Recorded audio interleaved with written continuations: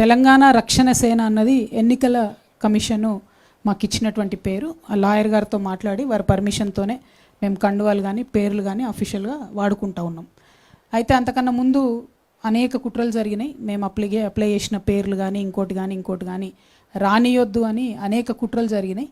కాబట్టి చాలా వ్యూహాత్మకంగా మేము అనేకమైన టాక్టిక్స్ పాల్గొంటూ వచ్చినాం, అనేకమైన టాక్టిక్స్ని చేసుకుంటూ వచ్చినాం.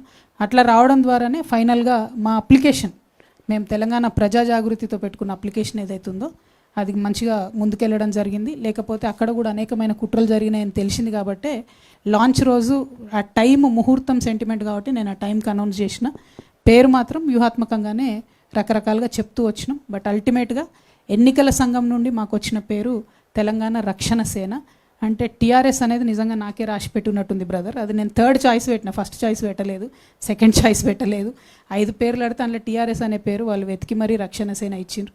కాబట్టి ఐఎమ్ హ్యాపీ. దేవుడు దయ ఉంది, దైవ నిర్ణయంగా నేను భావిస్తూ ఉన్నా. కాబట్టి తెలంగాణ రక్షణ సేన పేరుతోనే ప్రజల మధ్యలోకి వెళ్తాం, వారి ప్రేమను పొందగలుగుతామని కూడా నేను భావిస్తాను.